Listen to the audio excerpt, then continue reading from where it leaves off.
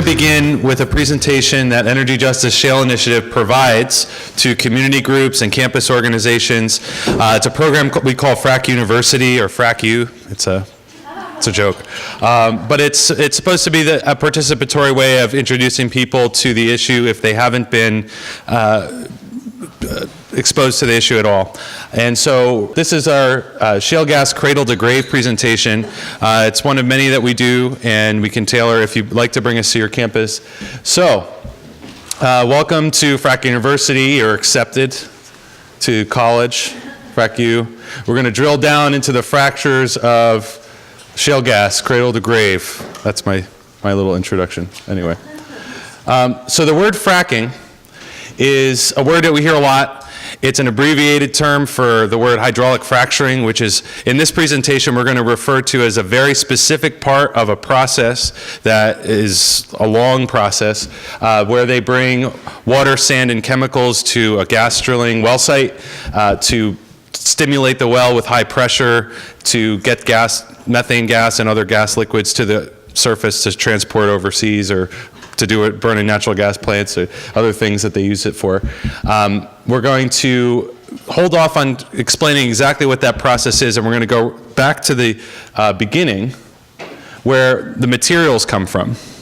So the first material that we're going to talk about is silica sand. Silica sand is a special kind of sand that is a round grain. So imagine a tiny little round grains instead of square grains of sand. And it's predominantly mined in Wisconsin, in the Midwest, Minnesota, and we have some folks who also are fighting where they transport the sand. Often the biggest problem is air quality, because the sand dusts up and it billows up into the air, and it can cause a disease called silicosis, which can also lead to lung cancer. And workers especially who work around this kind of thing are also exposed to it in other industries that the Occupational Safety and Health Administration regulates by just simply spraying water down to keep the dust from doing dust control. At many of these sites you don't see dust control apparatuses. So there's the sand. This is a surface mine. So there's this, and you can see the agricultural land around it in Wisconsin that would be making food. So it's displacing agricultural land. And when it's transported, it has and I think Isaac, can you come up and explain? And anyone so the way this presentation will work, as we get to each topic, if you in your community or have been, you've been working on this issue for this particular piece, you're welcome to come up and share your what facility you're fighting, and that's how I'm going to do this. So my name is Isaac. I work out of Binghamton with Citizen Action of New York. I did a lot of work to help stop fracking in New York. Right now we're pushing back on as much of this infrastructure as we can, one piece of which is a silica sand transfer station right in one of the poorest communities in the entire city. It's the north side of the city, and there's regularly silica dust which blows around and is causing untold amounts of damage. Right now silica sand is used in the fracking process to hold the cracks open after the rocks are fractured. It's been known for about 100 years to cause major silicosis. It's got its own disease named after it. And what that is when the crystals get into your lungs, they slice up your lungs and cause scar tissue, which will put you in the ground very quickly. And the history that I gave a little bit ago is that back 100 plus years ago, they were mining this stuff for industrial use. What they did is they hired a bunch of young black men whose lives meant very little to the rest of society to go and mine this stuff. And then within 3 to 5 years, these guys 80% of them are dead. The remaining 20% are living and going to be dead within the decade. So this is the reality of what this stuff does. And in response to that, industry poured thousands of dollars into a PR campaign to try to deny that frac sand has any ill health effects. And so here we are. We're fighting the same stuff 100 years ago, the same tactics, doctors for healthy silica usage.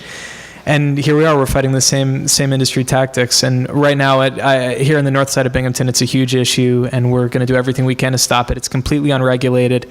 This company runs through. There's a transfer station right here in Tunkhannock, and it cuts north through Binghamton. The frac sand, again, is it's brought in by rail, transferred to truck, and trucked down to some sites that you all are going to see tomorrow on the tour. Hey everyone. Oh, Jesus Christ.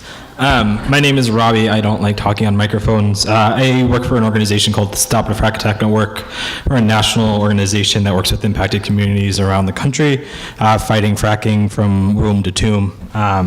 One of the communities we work with, or one of the community members we work with, is a gentleman named Robert Nieman, and I asked if I could share his story and got his permission. I'm going to sum it up really quick. Robert's an organic farmer. He lives on a 20-acre farm in northeast Iowa, right in the area of Auburn, Wisconsin. It's the four states come together. There are Iowa, Wisconsin, Illinois, and one other one that I can't remember. He noticed one day that there started to be a large quantity of truck traffic, and that truck traffic kept growing and growing and growing until eventually he found out that a mile from his house and from his farm, they had just opened 5 new silica mine pits.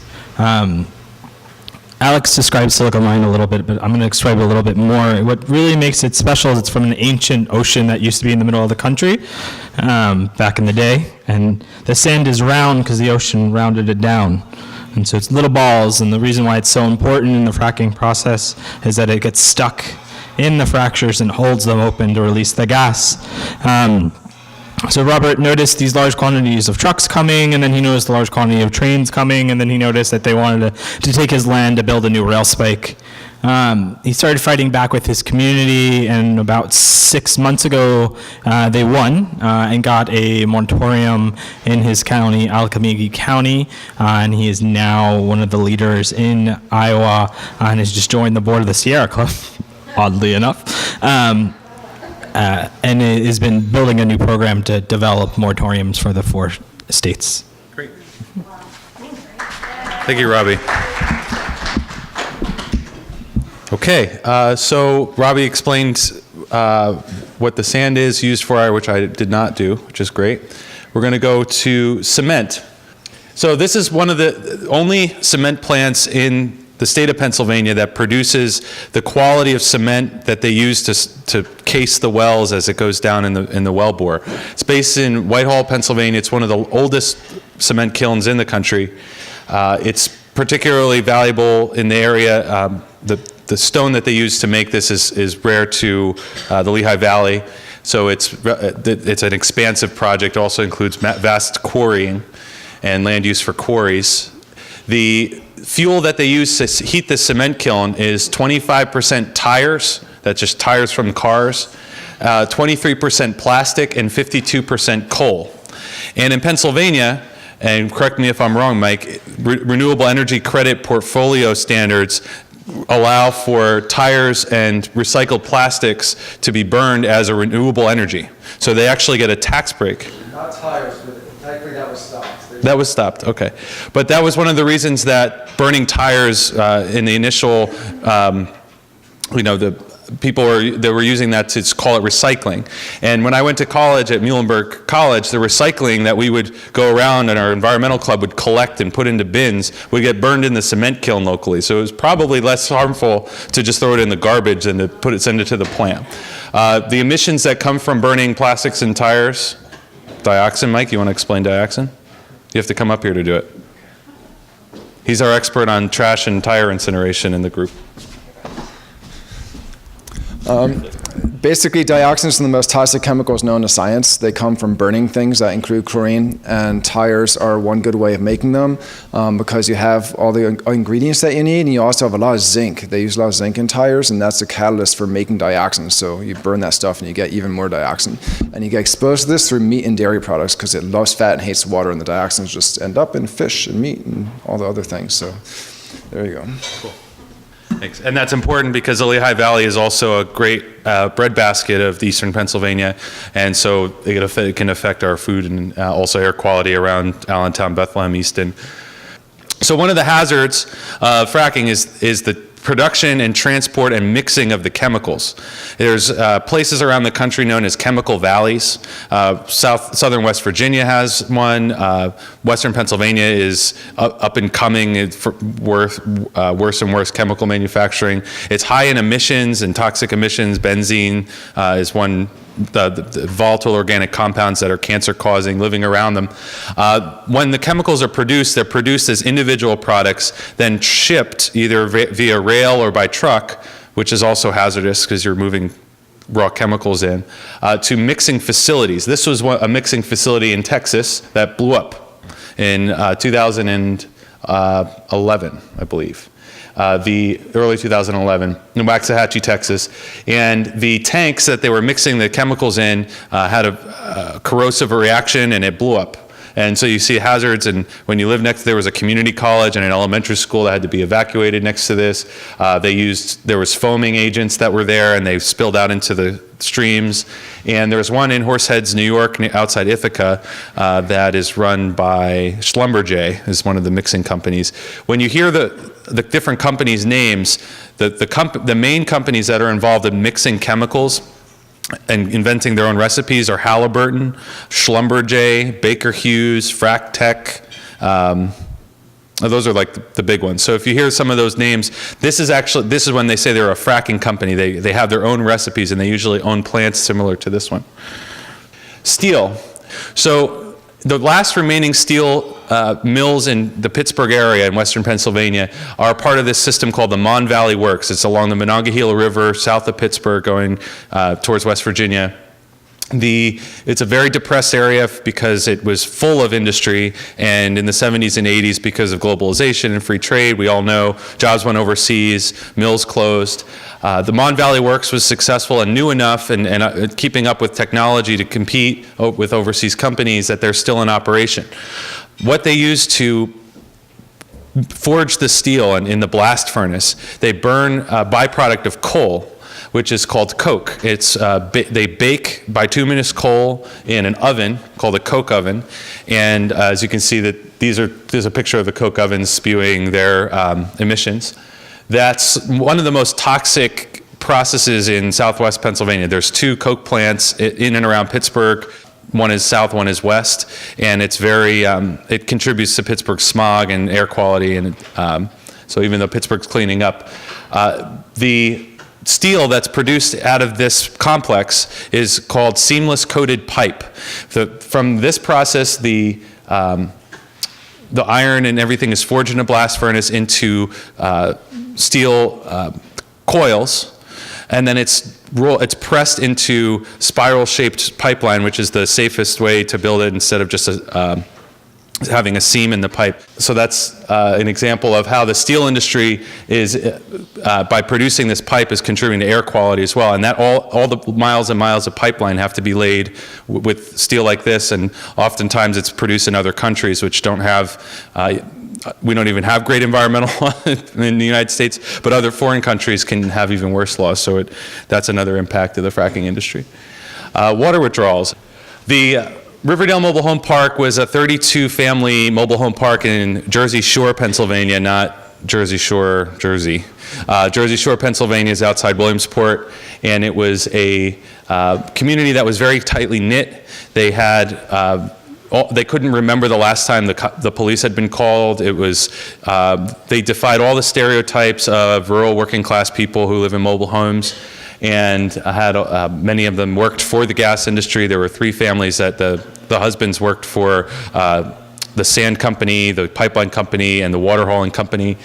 Aqua America, which is the water utility in Philadelphia, and you'll hear they compete with Penn American Water. They're like the 2 private corporations gobbling up all the local water supplies in Pennsylvania and privatizing it. In March, 3 years ago, to this day, tomorrow, the March 14th, there was an article in the paper that announced that the mobile home park was sold to a fracking company and that the residents would be evicted, and that's how they found out in the newspaper. A few days later, they got letters that they were going to be evicted, and what the company proposed was a 3 million gallon per day water withdrawal that would pipe water directly to the gas well impoundments, the central impoundments that would store water to be used in the fracking process. And what they would eliminate 6,000 truck trips a day. So one of the workers in the mobile home park was a water truck driver. And we'll have a film about how that turned out, but basically we fought very hard and stopped the construction of the plant for almost 2 weeks while the residents continued negotiating with the company, and they had to all be relocated. And so that's some of the impacts of and how the companies think about communities in Pennsylvania. Going into the production phase, they also call this upstream in the industry. So the first thing that you'll see is leasing. Has anyone ever signed a gas lease in the room? Tom, would you want to share how that turned out for you? Okay, this is Tom Frost. Here you go. Just short. Okay, what it was like to be approached. Well, I was a lifelong basher of fossil fuels, but then, around 2007, the landman came around, and I was ignoring their letters, and the first time one actually came around was in 2007, a time when I was palleting my stone. That's all I need for money in my book. But he said, if you take these offers we want to talk about, you won't have to do this hard work. Well, that was the wrong approach to use with me, so I turned him away. But then in early 2008, a good one of my neighbors, if it was anybody else, I would have chased the neighbor away too, but my best neighbor said, come over to my house, the landman's going to come, let's just listen to him. So then for the next year and a half, I was a thorn in the side of Southwestern Energy, and then I was one of the last ones. I thought I was one of the last ones in the county, but I learned in 2010 that there were others who took longer than me. But anyhow, in late 2009, I signed, and didn't do bad. But then they drilled a bunch a little bit within 1,000 feet of me, and others a lot within a half mile of me. They put a line of pads, and then, meanwhile, the price went down, and then they abandoned my neighborhood and abandoned my lease too. Okay. Thanks. Yep. So, thanks, Tom. Tom's from Susquehanna County, so we'll be visiting up in his neck of the woods tomorrow. Lennoxville, yep. So they approach you to sign a lease. Is anyone not familiar with the process of what landowners have been through signing leases? I think Tom's explained it perfectly, how they play neighbor against neighbor to sign leases or not sign leases. And so Wellpad Construction. So the Wellpad Construction takes 5 acres per pad. There are multiple gas wells drilled per pad. That's what Tom referred to as they usually build pads, I'd say within, would you say, half a mile of each other? Yeah. It depends on the company. They all have different plans and plots. If we can go to the first map, I'll show you what it looks like in the state forests. Pennsylvania, under Governor Rendell, a Democrat, leased most of the 700,000 acres that are currently leased for our state forests. Tom Corbett leased a few more, maybe a couple 100,000 acres. The land that was originally leased under the Rendell administration has been almost, it's getting fully developed. The gas companies, this is in Sproul State Forest, out in central Pennsylvania. The dark blue area is land that was leased by Governor Ed Rendell.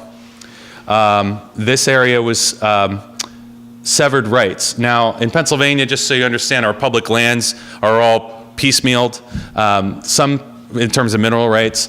Some areas the state owns the mineral rights, and some areas when the big timber companies sold the land or gave the land to the state, they kept the mineral rights for themselves. And so there's areas like this that are the state owns the surface rights, but the companies own the mineral rights, or the private landowners, private owners own that. So I have a person who would like to speak. Maybe introduce yourself. Yeah. And just talk about what we said.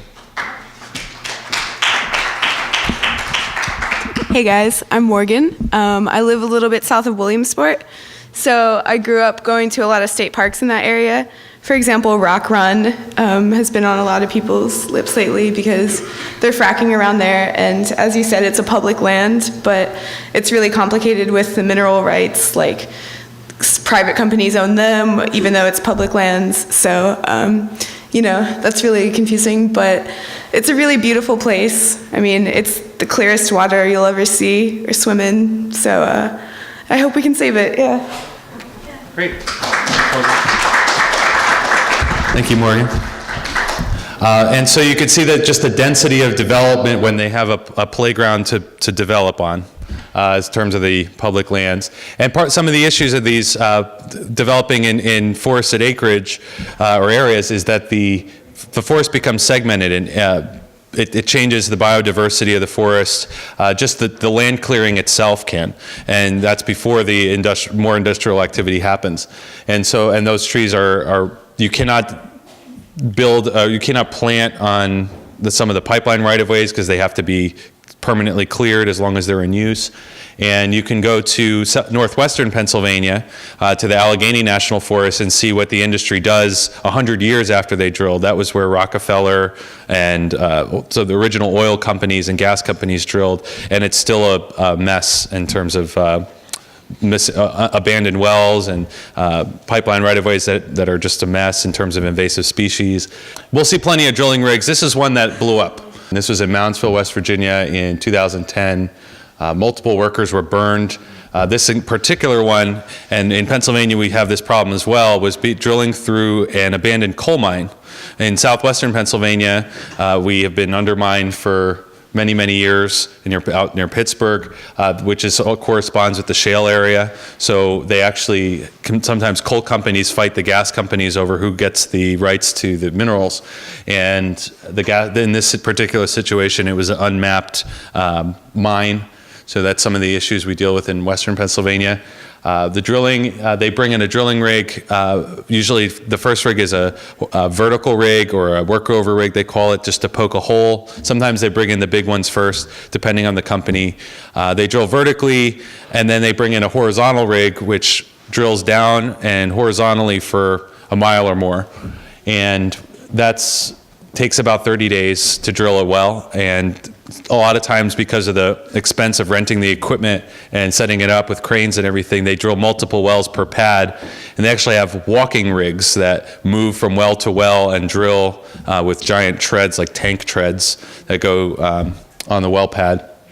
And most of the drilling is subcontracted. The owner of the well is not normally the company that owns or operates the rig. Some companies have, like Chesapeake has a drilling company called Patterson UTI, which is the actual name of the company.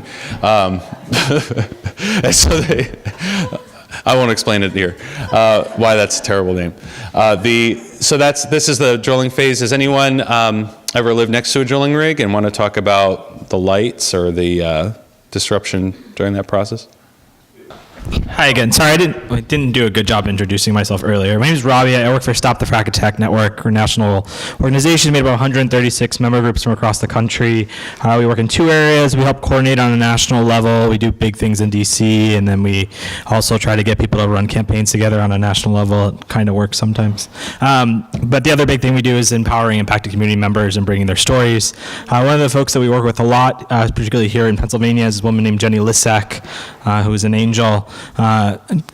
Again, permission from Jenny to tell this story. They actually just drilled by her house again this past Saturday. It's not on her property, it's on her neighbor's property, who is a rich person from Colorado who owns a vacation home out here in Pennsylvania for some abstract reason. They started drilling again, and it released what she described as a toxic gas cloud that had settled over her house. But the major things that she talks about is that all you hear all night is the running of the engines or the running of the drill and the constant bzzz noise, and the bright lights that it feels like that the sun never actually sets in the southeast corner of her property. So that's Jenny's story, or one of her stories. Thank you. And just to follow up on the sulfur dioxide in a lot of the places where drilling occurs is a big problem. It settles. It's a thick gas, and it's smelly, but it can kill you in a matter of minutes if you're exposed to a high amount of it. And so that's in Western Pennsylvania, especially not. They haven't found as high levels of that up here, but there's minor, small levels, but not lethal levels. But in Western Pennsylvania, that's always been an issue. And that's why sometimes they fly windsocks or flags on top of the drilling rigs so the workers know which way to go if they detect sulfur dioxide at the rig. They have detectors and things on the site. So the fracking process, they bring about 5 to 9 million gallons per well, depending on the length of the lateral. The water's trucked in. In Pennsylvania, a lot of times there's, like I said, central water impoundments that they store the water and they suck it locally out of that impoundment. It's piped sometimes to the central impoundment. They're doing that a lot more. Sometimes it's always trucked in. They're using a lot of closed containment, so you don't see as many pits anymore. These red and green trailers are water containment. They're also on the roads all the time. They're very heavy on the roads. That's part of the issue. 1,500 trucks are usually used to do this. You'll see these are frac pumps that create the high pressure in the well. Those are they can go up to 10 to 15,000 pounds per square inch, and it goes a mile deep and a mile sideways. So 2 miles of a well bore is pressurized at 10 to 15,000 pounds per square inch. To put that in perspective, your car tires are between 32 and 36 pounds per square inch, not 1,000 pounds per square inch. So it's a tremendous amount of pressure. These are the sand cans or earth movers. That's the industry slang. That's where the frac sand is delivered. The trucks will come up and they'll offload into these with air compressors that go into that blast the sand from the truck in, and you can see vast amounts of silica clouds usually over the site. That's where people notice a lot at night. You can see the clouds with the lights shining in them. It looks really creepy. The wellhead is here. They're blasting, and then you'll see chemical trucks as well sometimes in the process of that. And the sand, like we said, props open the cracks. There are two different kinds of waste generated from drilling and fracking. There's liquid waste, which is called flowback. It's often disposed of in 3 different ways. Yeah, so Robbie's going to talk about injection wells. That's what's pictured here in Youngstown, Ohio. I'm going to tell 2 people's stories.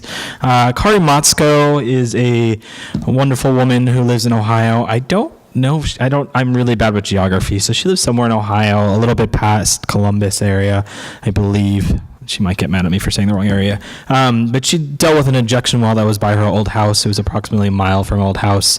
Again, the major thing was the truck traffic. And then after the injection well, the water doesn't actually stay, right? So it kind of slowly fizzles back out in an extent in terms of water evaporates, and when it's under this amount of pressure, eventually starts evaporating. And she started getting a lot of random nosebleeds, severe headaches, and really random skin rashes. And then also another person is Robert Finney. He lives in Arkansas. He's a really great dude. He's really fun to follow on social media. I highly suggest doing it. He has been dealing a lot with the earthquakes that are happening in his area. You've all probably seen a lot of Oklahoma as of late, has more earthquakes in California. His house was unfortunately damaged. He's still able to live in it, but his foundation's been cracked and he's probably never going to be able to sell it. So that's the injection well awesomeness. Great. Are there any, we'll take questions at the end, but there's a lot more to injection wells to explain if anyone's curious about that. Around here, what happens is they try to treat the water that comes out. Now remember, not only was it mixed with chemicals, it also went down through a mile deep of rock formations. And the Marcellus Shale and the Utica Shale are old oceans, sea basins that are full of salt. So it comes up as a brine. It's very salty. It's 9 times saltier than the ocean in a lot of cases. And so they are trying to treat the water down to a place where they can actually, they call it recycling or reusing the water. What they do is they run it through an accordion press, and there's 2 in Dimmock that we'll be passing tomorrow.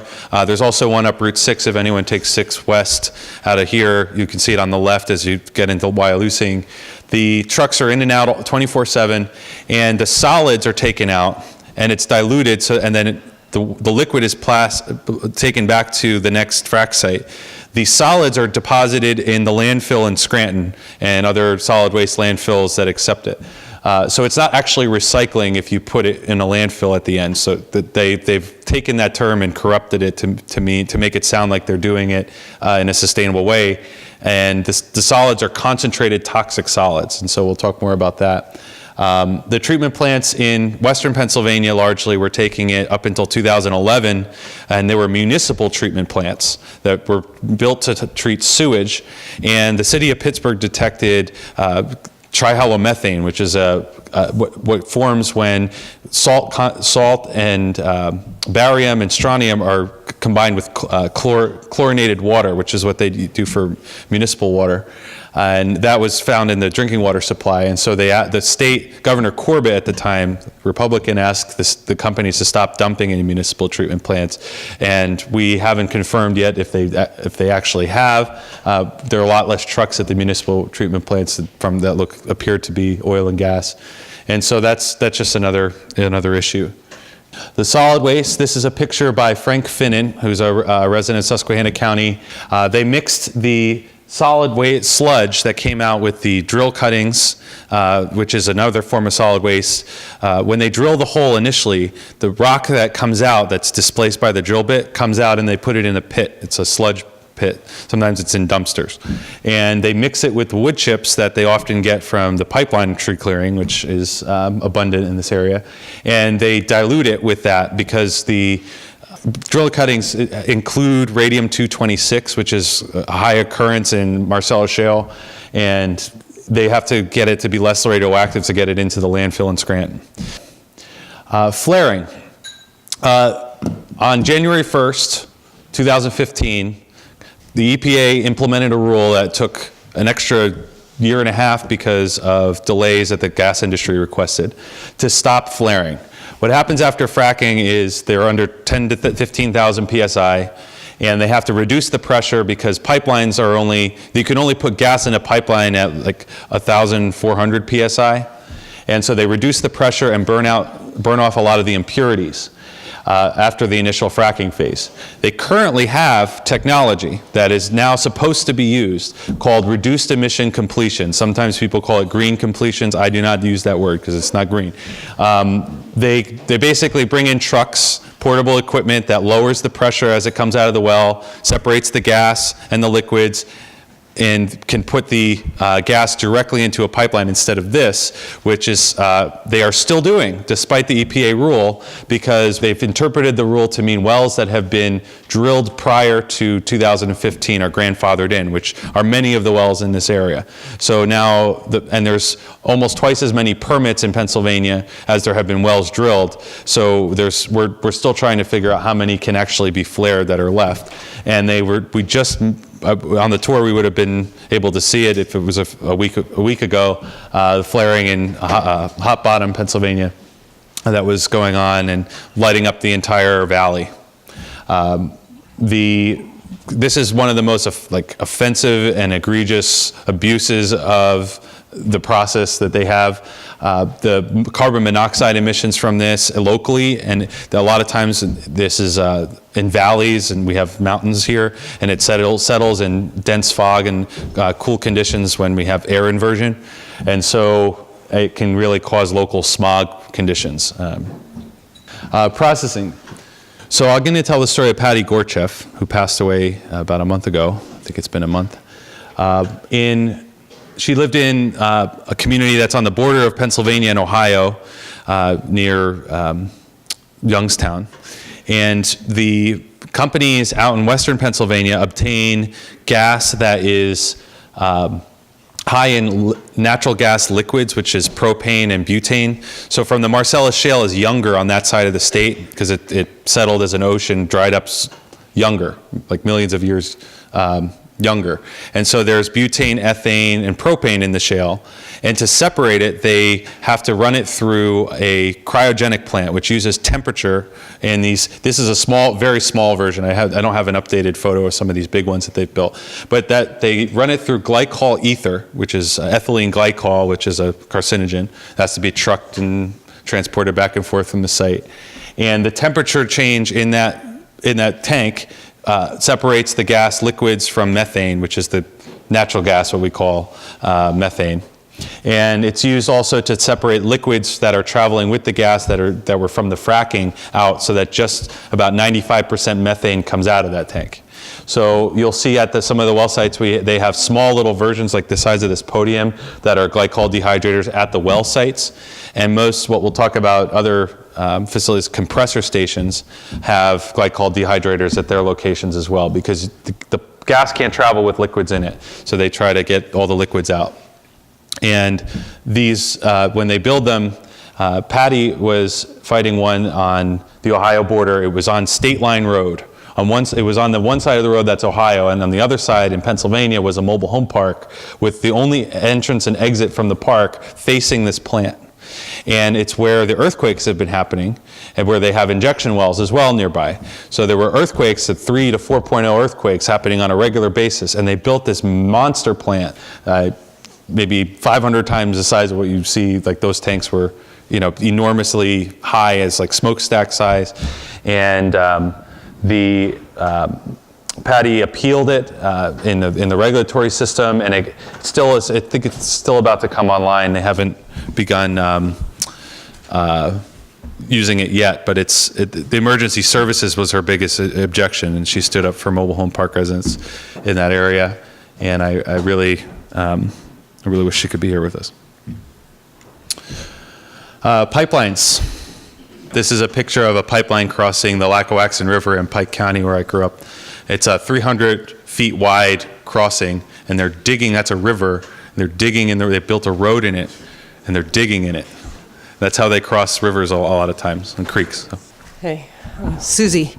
I'm lucky enough to not have been witness to the digging of a pipeline thus far, but I'm fighting a couple of lines and about to start fighting a third one. So the Constitution pipeline proposed runs south of me.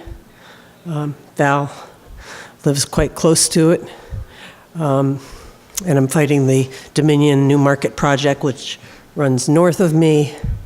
And should the Constitution move forward, then the NED project, the Northeast Direct, will be co-located adjacent to the Constitution. So we're fighting them one at a time. And of course, when you fight the corridor for a pipeline, you're not just fighting that corridor, you're fighting the industrialization that'll come along after the pipeline is built. And actually, so that's a greenfield pipeline where no pipeline actually exists. And if the pipeline does move forward, you'll then have a right of way there because they're going to take the property by eminent domain.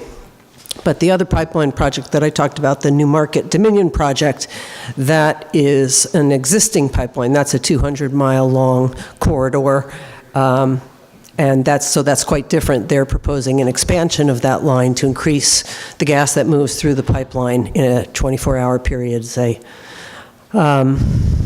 And so in order to do that, they have to add more compressor stations. So when they first introduce a pipeline, they tell you, depending on the line, well, there's one compressor on it or maybe two. Actually, the Constitution didn't even have a compressor at the beginning of the pipeline.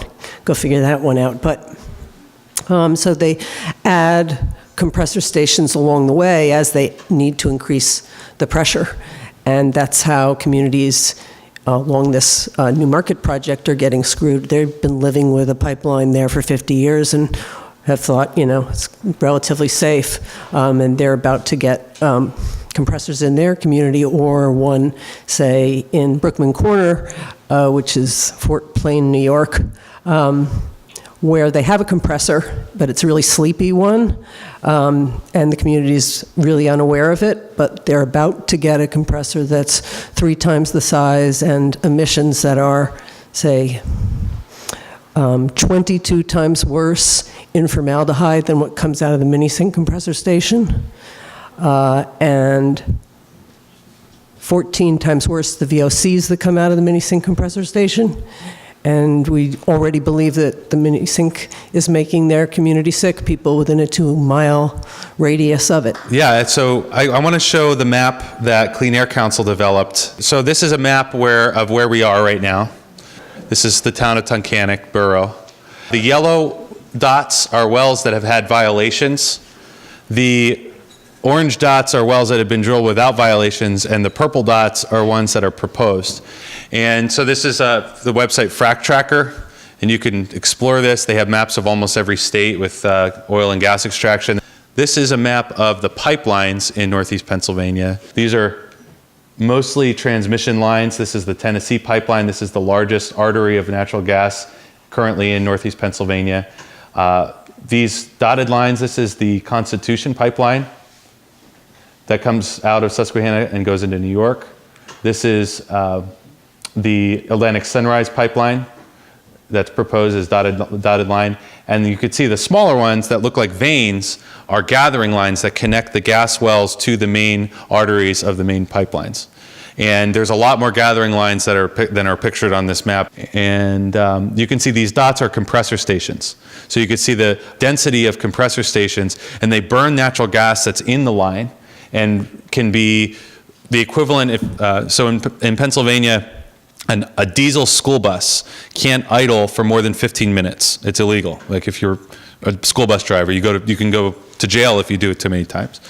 The companies, they build compressor stations that are equal to 100 to 300 idling diesel school buses sitting on one location burning constantly in terms of carbon monoxide, volatile organic compounds. So imagine a school parking lot with all of their school buses sitting there idling, and in a residential community where people live around it and have to breathe that constantly. And the compressor stations, if we go back, you saw the picture, are only about a story and a half high. They're not tall smokestacks. They aren't pushing the emissions out into the air. And so it's at the level of a lot of bedroom windows where the emissions are coming out. And there's 36 in Susquehanna County if we zoomed in and went around. I think there's also a few that aren't. We have one near us that isn't on here, but this is kind of you can get the idea of the density. LNG, who's here from Maryland? Wants to talk about Cove Point? So yeah, the gas goes down from Northeast Pennsylvania. The Atlantic Sunrise pipeline, which I showed, is going to send gas to the LNG export terminal where they liquefy it. And if you want to explain how Cove Point works and what. Hi, I'm Lily. I'm a generalist, so I can't really get into the real technical stuff. But what's going to be happening is, well, Cove Point, as many of you already know, perhaps was an import facility, actually a sort of moribund one for a long time, dormant. So what's going to happen is they are churning it around. What they say is they're simply reversing the process. So a lot of people actually who live down there think literally that's all they're doing is turning a little faucet and it's going to flow the other way. So we're trying to help people understand this is actually a huge, a refinery that they're putting in. So they're going to be bringing the gas in, but now they're adding the liquefaction train, and they're going to have 410,000 gallons of propane and 14.6 billion cubic feet of LNG all stored next to each other. They're going to have the cryogenic processing, all that kind of stuff going on. So they can liquefy it there, and they've already got contracts with India and Japan. People in our community really don't get it still, so that's really our big challenge right now.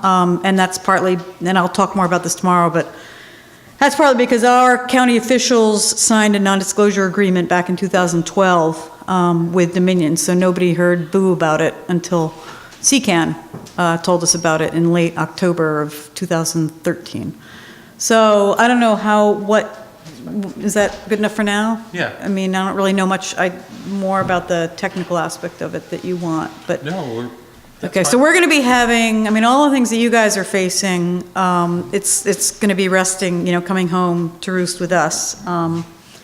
So the flares, the smell, the noise, that's all just starting. So I'm really interested to learn more from all of you folks who are upstream. Yeah.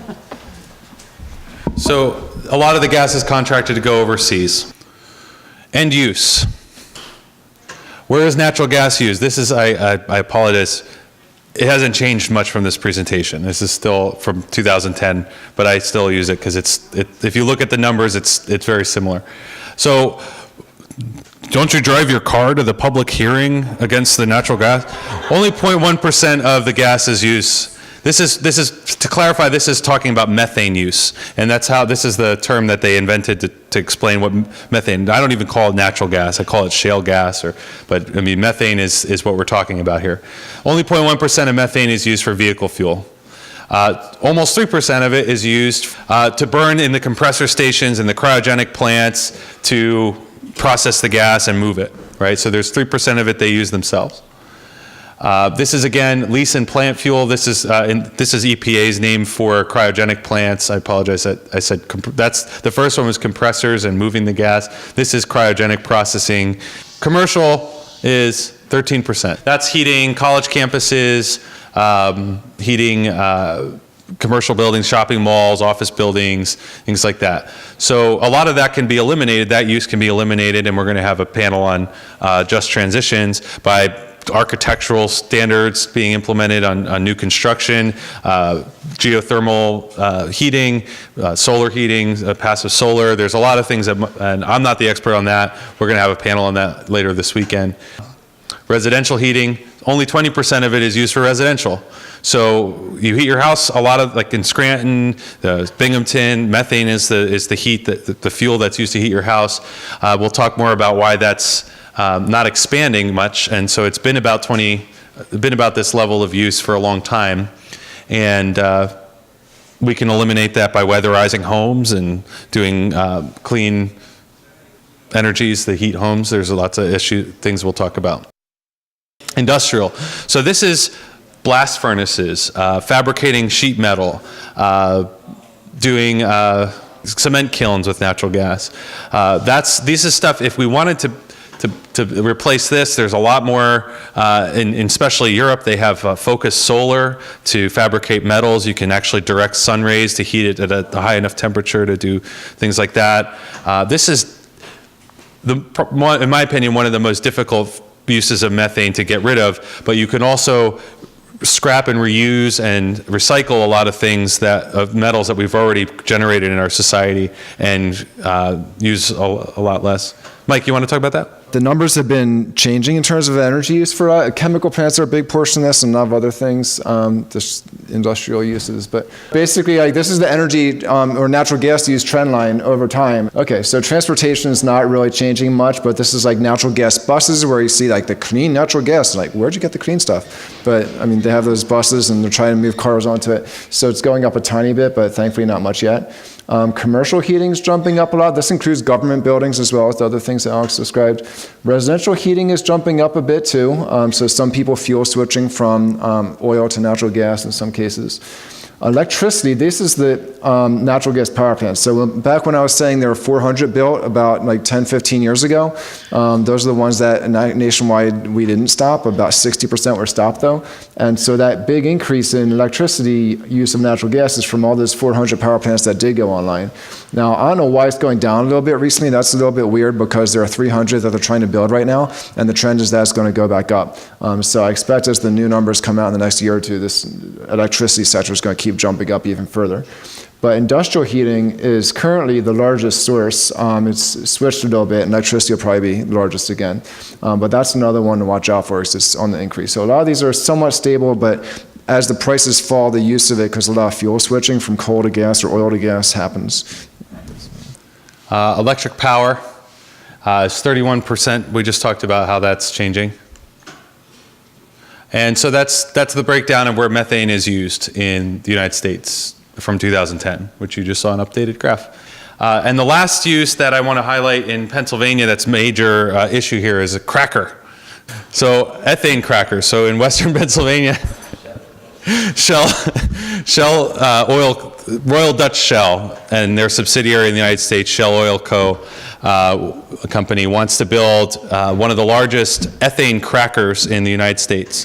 What it does is, after the cryogenic plant has taken ethane away from the methane, the ethane will be shipped to this plant in Beaver County on the Ohio River that will look similar to this. It's not built yet.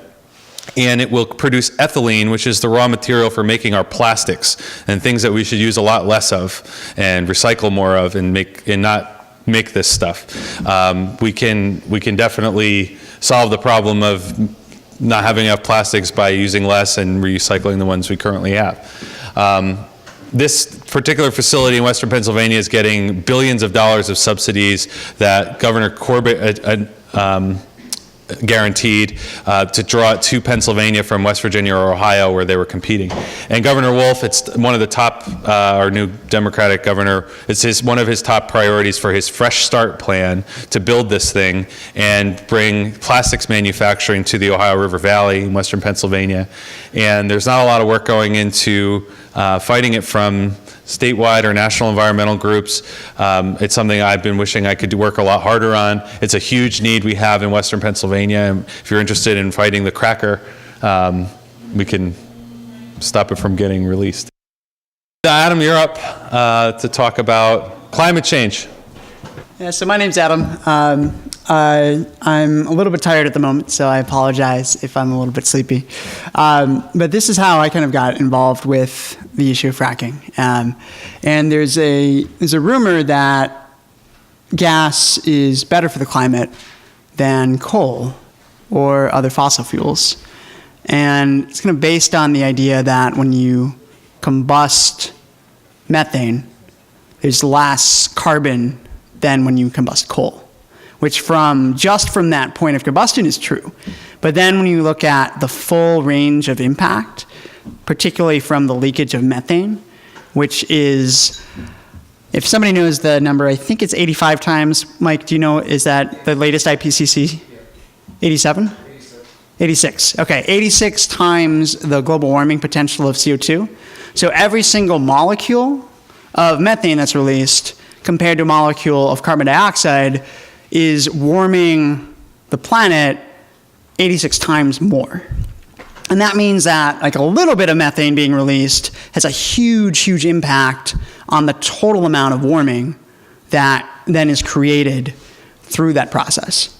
So when you look at that, the rule of thumb is like if you have a leakage rate of about 3% of gas that you're producing, it's actually worse than coal.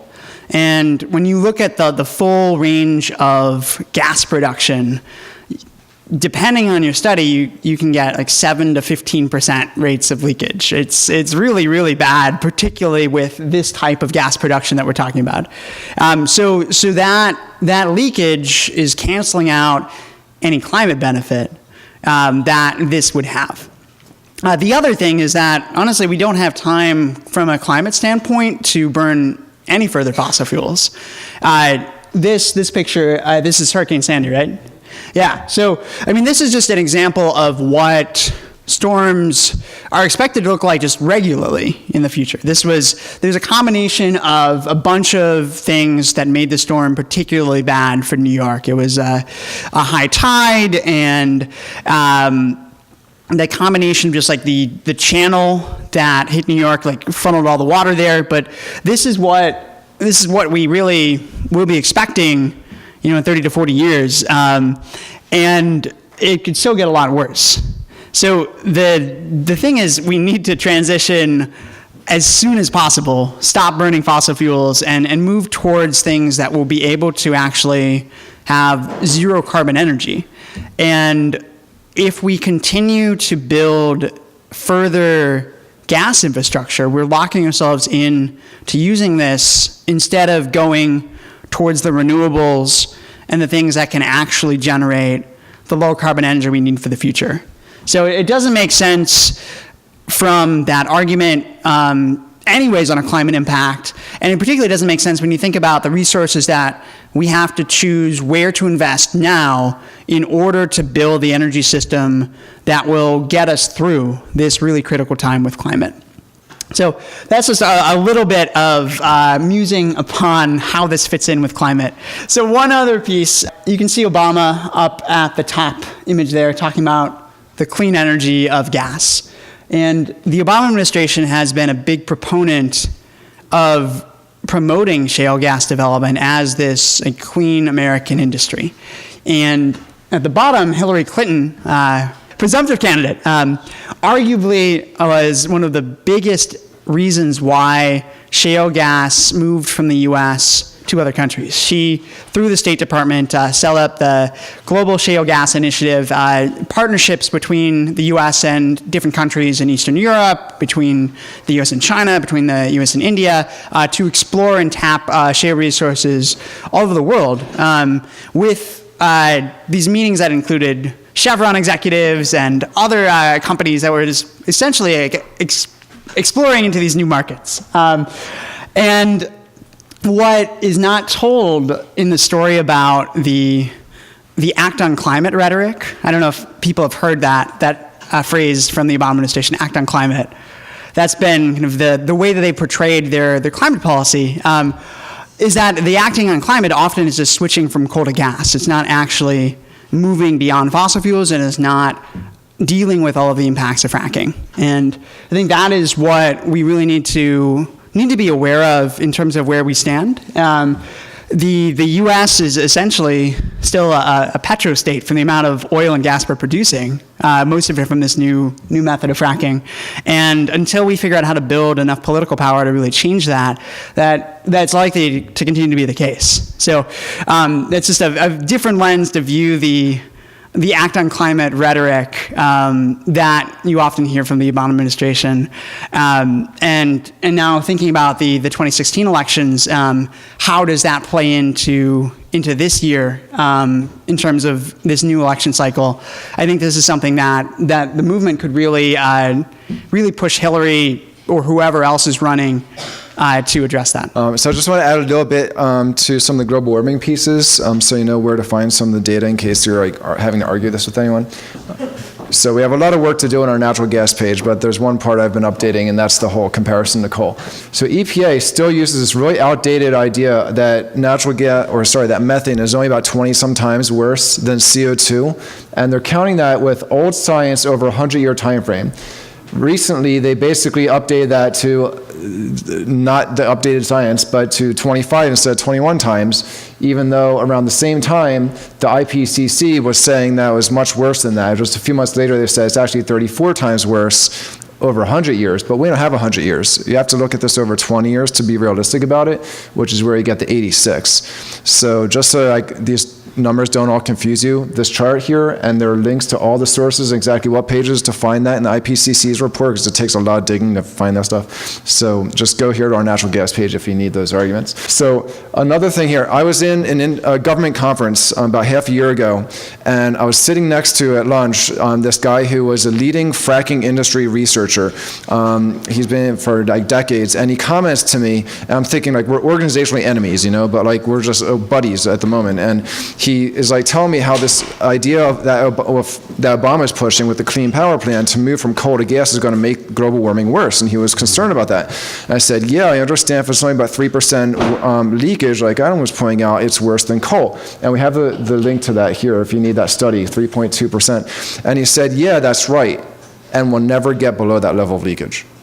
And this is, he won't let me say who he is or what company he works for, but I repeat that much of the story. The fact that the industry knows this, and that it's that bad, and that they'll never get worse. We have groups like Environmental Defense Fund running around trying to partner with the industry, being let's reduce your leakage, and just make it okay. Well, it will never be less bad than coal. And some of these other studies show how much leakage there is just in the distribution systems in our cities. They went around Boston and DC with monitors and found all these leaking vents. And the other studies show leakage in the fracking fields and stuff, so it's way more than 3%, and you can hit all the studies right here. So where it says it's not a transition fuel, I have a page right here, if you run into the argument that, we need natural gas, it's a transition fuel, as Adam pointed out, it's not one, and the arguments for why there is no such thing as transition fuels are all outlined right here. So just use this if you need to argue with people why it makes no sense to put new money into infrastructure that is not going to be 5 or 10 years from now, let's replace with wind, No, they're going to try to pay off these 30-year investments. It's an economic investment dead end. So all those arguments are outlined if you need to use them. So again, government the Obama administration has made it perfectly clear that they believe that natural gas is that bridge fuel, even though we know it's the bridge fuel to nowhere.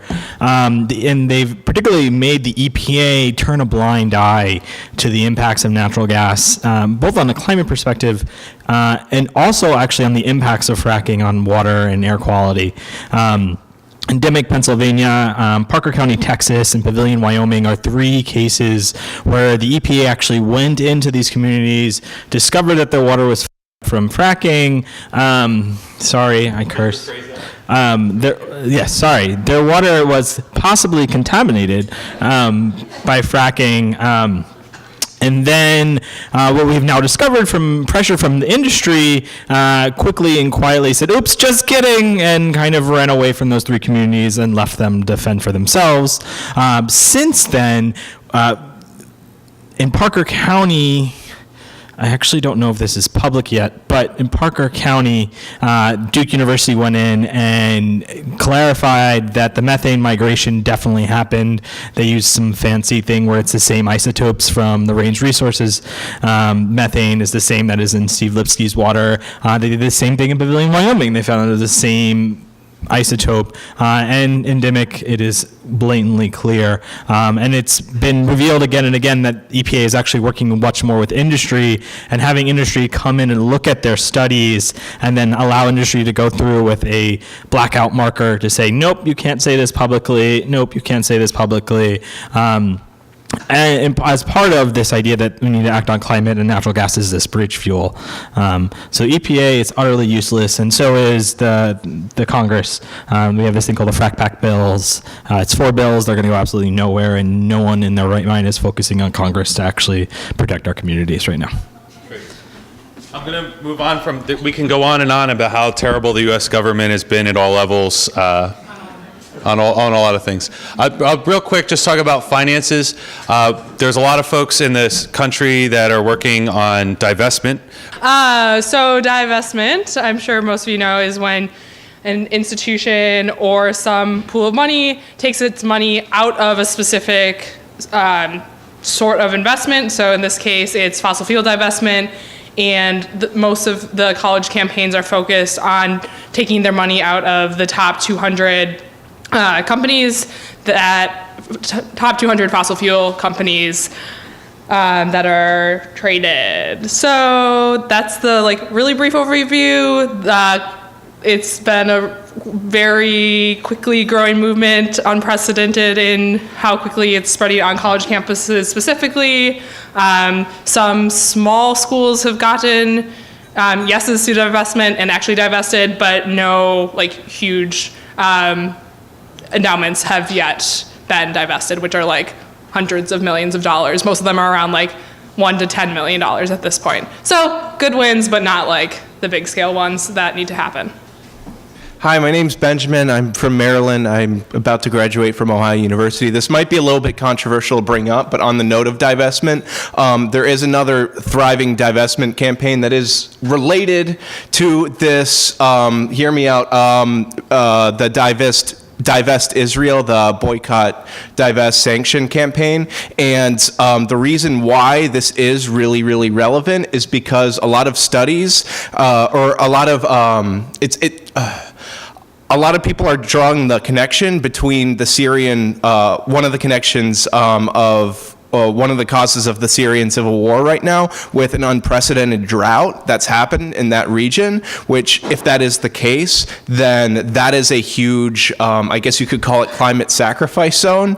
And if you see the type of impact that is having, that I just wanted to put a shout out to and that other divestment campaign, because I do see that very much on the front, and I think you should too. Sure. And divestment has been a tactic that the Quakers put in as a faith-based thing for divesting from back when the Quakers came into Pennsylvania. It's actually a tactic that was largely in practice in early days of Pennsylvania, and it's been used across campaigns in the United States to confront social injustice. So that's another. And there are a few college divestment campaigns that are being smart and actually thinking about intersectionality and how these issues are related, and have a divestment campaign that's both fossil fuel divestment and BDS divestment. Great. So that's just a little background. We're going to probably have a lot of opportunities this weekend to go over that and how that can be incorporated into fighting this. The last topic is just media. As you know, and you've watched TV in the last 7 years, the gas companies run a lot of advertisements.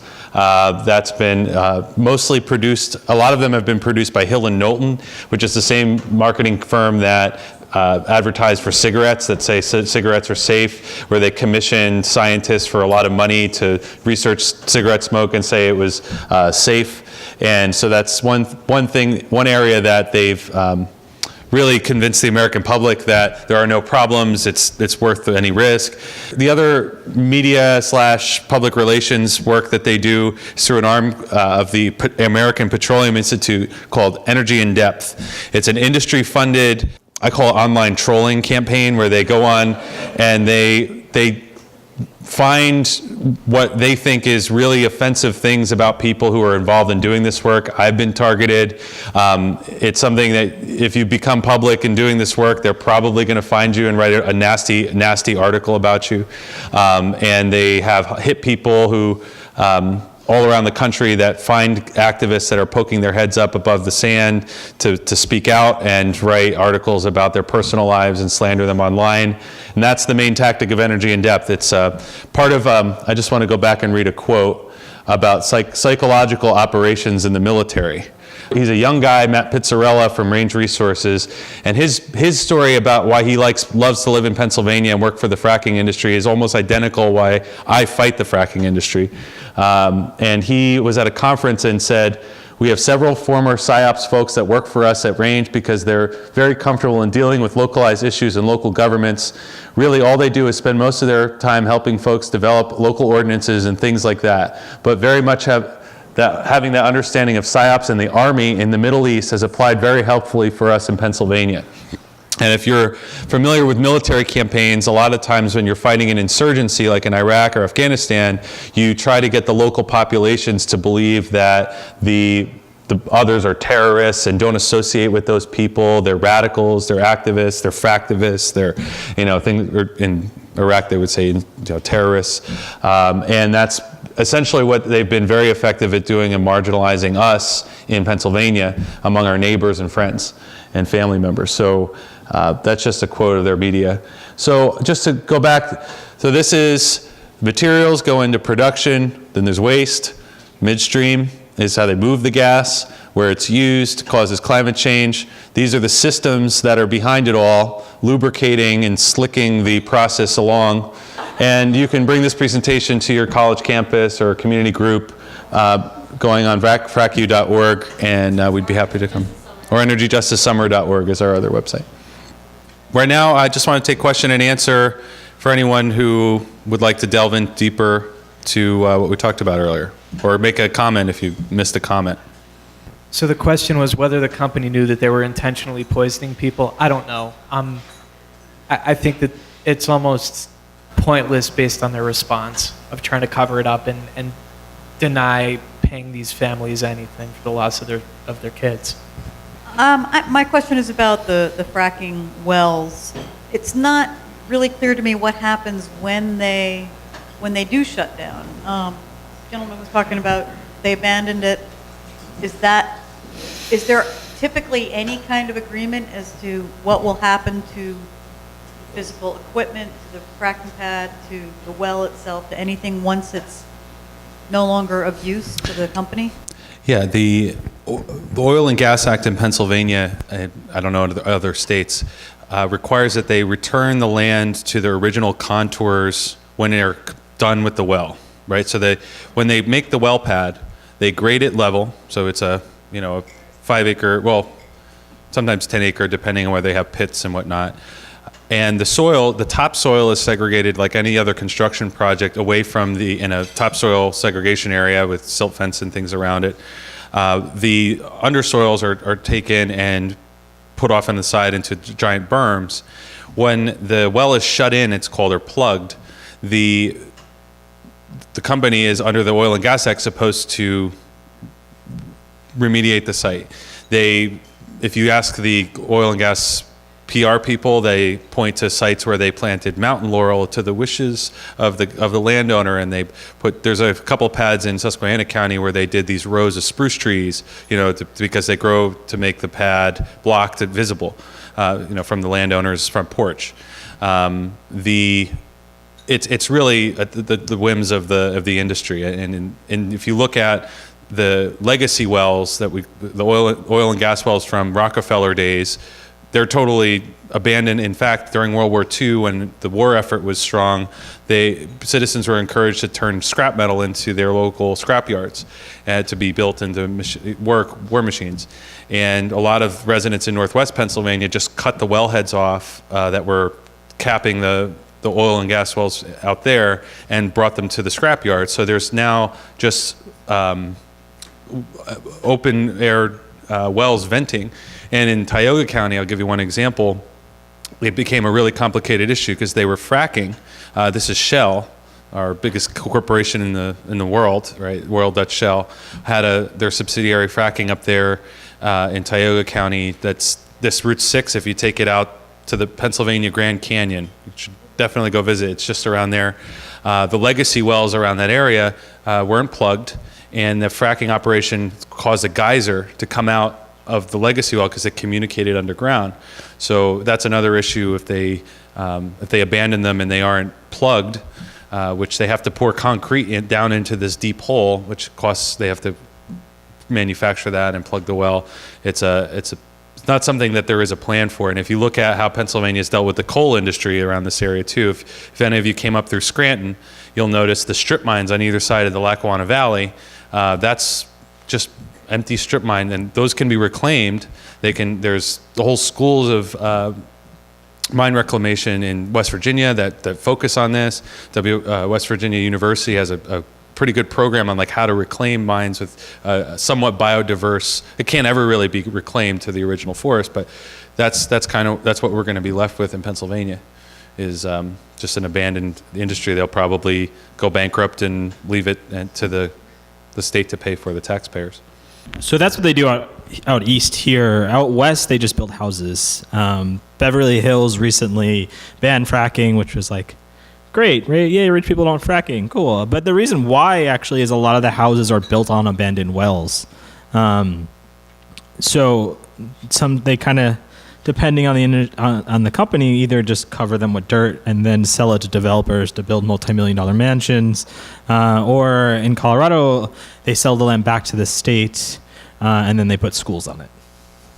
So there's a lot of, if you go out, Western Pennsylvania is poked full of holes. Every few hundred feet, there were wells drilled by J.D. Rockefeller back in the day.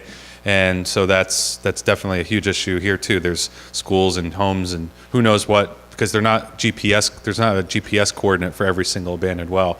So you can't know as a property owner or builder or a town to know what you're dealing with.